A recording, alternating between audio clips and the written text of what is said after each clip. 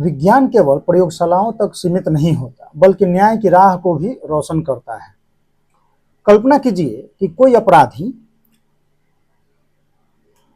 अपना चेहरा मास्क से छिपा ले, फिंगरप्रिंट न छोड़े, डीएनए का कोई सबूत न मिले, सीसीटीवी में चेहरा भी साफ दिखाई न दे, क्या फिर भी उसकी पहचान संभव है? आज का उत्तर है हाँ। और यह संभव बनाती है एक अत्याधुनिक फोरेंसिक तकनीक, फोरेंसिक गेट एनालिसिस, यानी चलने की शैली से पहचान। आज हम जानेंगे कि आखिर यह तकनीक क्या है, कैसे काम करती है, और हाल में ही लोहगढ़ किला हत्याकांड की जांच में इसे इतना महत्वपूर्ण क्यों माना गया है। सोर्स जो है वो द हिंदू है। लोहगढ़ किला हत्याकांड जांच के संदर्भ में एक विशेष केस स्टडी है। ठीक है, प्रसंग आपका क्या है? केतन अग्रवाल हत्याकांड हाई प्रोफाइल जांच के दौरान पुणे की एक अदालत ने आरोपियों को पुलिस हिरासत बढ़ा दी है ताकि जांचकर्ता उनका फोरेंसिक गेट एनालिसिस कर सके। केंद्रीय विषय है डिजिटल साक्ष्यों के युग में चेहरे की पहचान के बिना भी अपराधियों को पकड़ने की अचूक जो है जैविक तकनीक।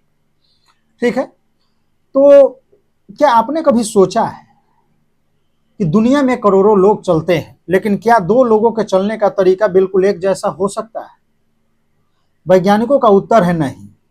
जिस प्रकार फिंगरप्रिंट और डीएनए हर व्यक्ति के लिए अलग होते हैं, उसी प्रकार चलने की शैली गेट भी लगभग हर व्यक्ति की एक अनोखी जैविक पहचान होती है। यही कारण है कि अब अपराधी अपना चेहरा छिपा सकता है, लेकिन अपनी चाल नहीं। आज की वीडियो में हम समझेंगे कि कैसे चलना भी अदालत में वैज्ञानिक साक्ष्य बन सकता है।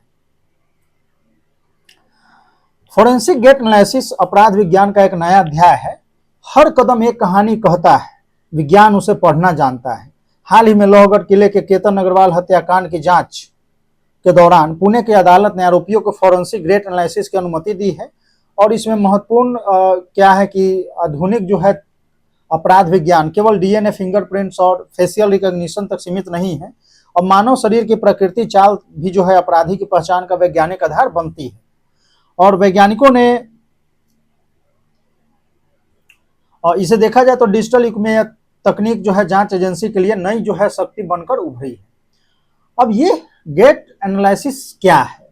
शरीर कभी झूठ नहीं बोलता, उसकी हर हरकत एक पहचान होती है।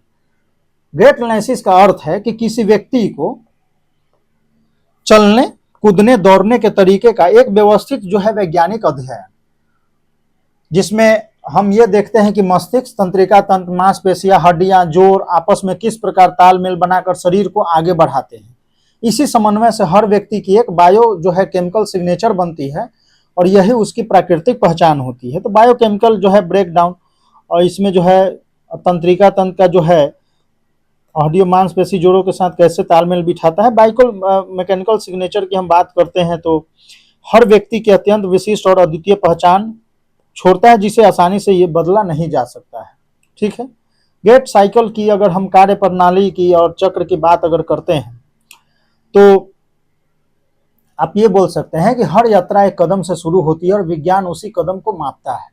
गेट एनालिसिस की मूल इकाई होती है गेट साइकिल। यह तब शुरू होता है जब पैर पहली बार जमीन को छूता है, और तब समाप्त होता है जब वही पैर दोबारा जमीन पर आता है। इसके दो प्रमुख चरण है, पहला है स्टांस फेज, दूसरा है स्विंग फेज। ठीक है, तो स्टांस फेज में है कि एरी के जमीन से टकराने यानी हील स्ट्राइक शुरू से होता है और पैर के अंगूठे के जमीन छोड़ने से समाप्त होता है। इसी चरण में पैर सतह मजबूत संपर्क में रहता है और झटके को सोखता है और शरीर के पूरे वजन को संभालता है। यह तब होता है जब पैर जमीन को छोड़ता है और अगले कदम की तैयारी के लिए आगे बढ़ता है। स्विंग फेज में लगभग 40% चक्र है। पहला स्टांस फेज है लगभग 60%। ठीक है, यानी ये 60% तक जो है समय तक रहता है। दूसरा जो स्विंग फेज है, इसमें जो है तब होता है जब पैर जमीन को छोड़ता है, अगले कदम की तैयारी के लिए आगे बढ़ता है और शरीर का पूरा ध्यान इस बात पर होता है कि पैर की उंगलियां बिना घसीटे जमीन से ऊपर उठ सके। ठीक है, तो यही जो है लगभग 40% समय रहता है और पूरा चक्र व्यक्ति के चाल को वैज्ञानिक आधार बनाता है। अब इसमें देखा जाए तो किन बातों को विश्लेषण किया जाता है? विज्ञान केवल देखता नहीं, हर गति को मापता भी है।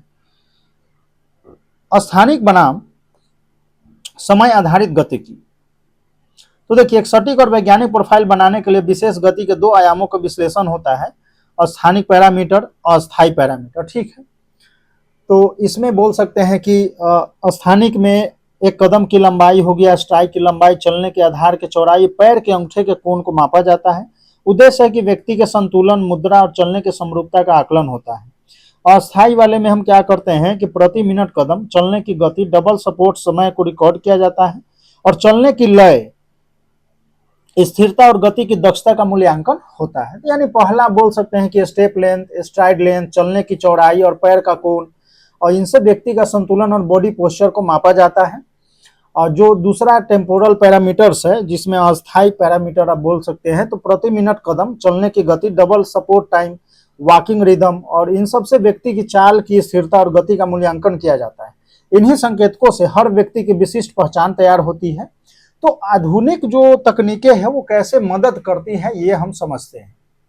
तो देखिए, सटीक न्याय के लिए सटीक विज्ञान आवश्यक है। तो आज ग्रेट एनालिसिस केवल सामान्य वीडियो जो है देखने तक सीमित नहीं है, इसके लिए आधुनिक उपकरण का भी उपयोग किया जाता है। जैसे इसमें है हाई स्पीड कैमरा है, तो 15 बिंदु ट्रैकिंग आधुनिक हार्डवेयर है। तो देखिए, हाई स्पीड कैमरा हो गया जो बहुत अधिक सूक्ष्म गतिविधि को रिकॉर्ड करता है। प्रेशर मैट्स होता है जो पैरों पर पड़ने वाले दबाव को मापता है। फोर्स प्लेट्स हो गया जो शरीर के वजन के वितरण का विश्लेषण करते हैं। वियरेबल मोशन सेंसर हो गया जो जोड़ों की वास्तविक समय की जो गतिविधि है उसको रिकॉर्ड करते हैं। और सबसे उन्नत है शेफिड टूल्स, जो शरीर के लगभग जो है 15 मुख्य बिंदुओं की गतिविधि को ट्रैक करने में पूरी चाल का डिजिटल मॉडल क्या करता है, वो तैयार करता है। तो यहाँ आप देख सकते हैं 15 बिंदुओं वाले मूवमेंट पैटर्न विश्लेषण, जिनमें सिर, कंधे, हाथ, धड़, कूल्हे, घुटने, पैरों के बीच समन्वय ट्रैक। ठीक है, ये पूर्ण शरीर ट्रैकिंग है। आधुनिक जो है इंस्ट्रूमेशन, हाई स्पीड कैमरा हो गया, pressure mat, force plates, variable motion, इन सब के माध्यम से जो है किया जाता है। इसका उपयोग जो है कहाँ कहाँ होता है।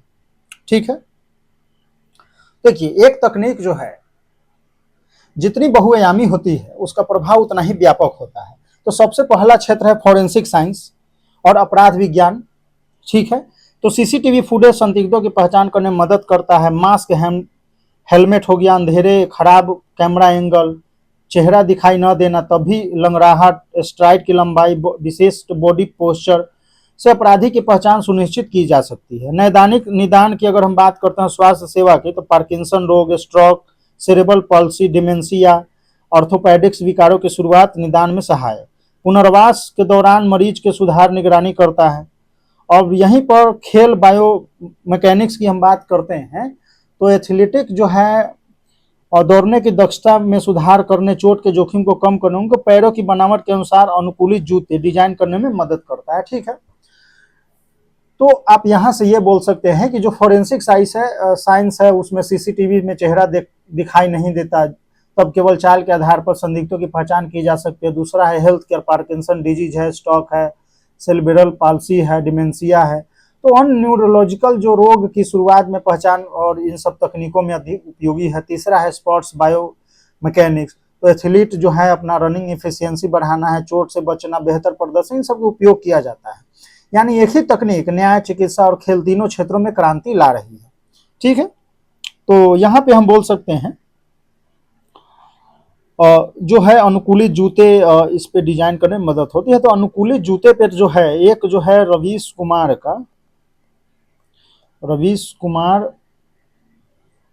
जी का जो है एक वीडियो था कि आप जो है जूते जो है किस तरीके का पहनते हैं, सही जूते क्या पहनते हैं, इस पे एक वीडियो उन्होंने बनाया था लगभग आधे घंटे के आसपास, जो है MIT यूनिवर्सिटी के प्रोफेसर वगैरह के साथ जो है लैब में और प्रैक्टिकली तो चर्चा, वो आप वीडियो देख सकते हैं, सही रहेगा आपके लिए।